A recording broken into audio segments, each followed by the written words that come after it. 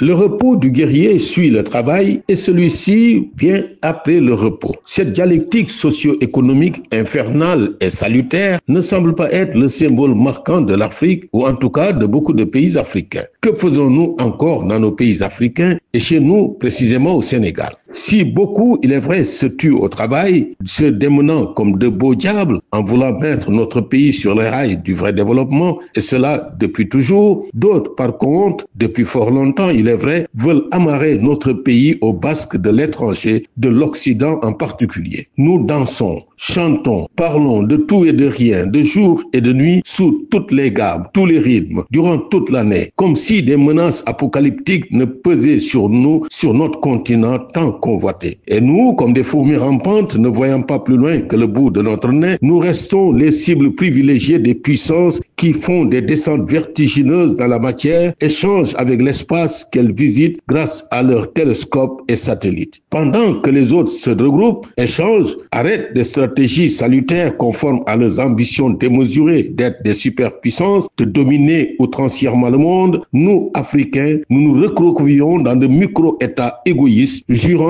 tel un religieux enturbané que nous pouvons rivaliser avec ces monstres industriels et aéronautiques. Pendant ce temps, que faisons-nous? Que nous arrive-t-il? Nos médias nous abreuvent de discours longs et oisifs, de chants et de danses sans aucune consistance idéologique et culturelle digne de propulser notre pays et l'Afrique sur la rampe d'une vraie appropriation de leur destin qu'il faut sortir du tragique où nous nous sommes englués depuis notre rencontre avec l'Occident. Que dire de notre jeunesse, le vin de notre développement? Elle fuit son pays, son continent à une allure vertigineuse, l'accablant de tous les maux et péchés d'Israël comme s'il avait signé un bail avec les démons au moment où la jeunesse même des pays riches afflue vers lui comme une bouée de sauvetage, créant en son sein des paradis terrestres hyper sécurisés qu'on leur envie paradoxalement. D'ailleurs, un chef d'État français a osé dire qu'il allait parler à la jeunesse africaine. Les questions que nous nous posons sont celles-là. Quelle légitimité historique a-t-elle?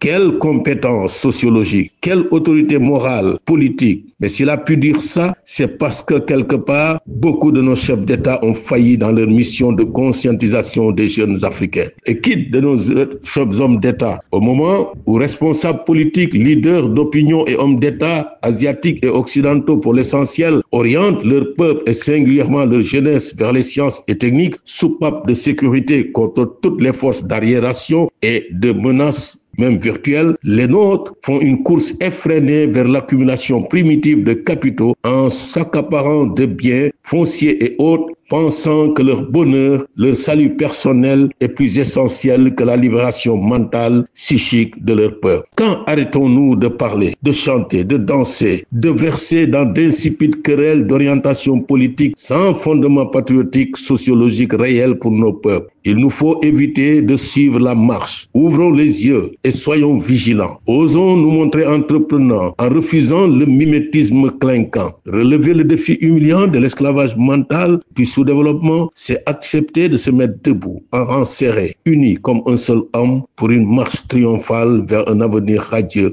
prometteur. C'est se battre au quotidien pour la conquête du savoir, dans l'administration publique ou privée, dans l'agriculture, l'industrie, la pêche, l'art, le sport, la culture, les médias, le tourisme, surtout les médias, qui doivent relever le niveau de conscience citoyenne patriotique sans laquelle rien de grand, rien de beau, de déterminant ne peut se faire pour notre pays.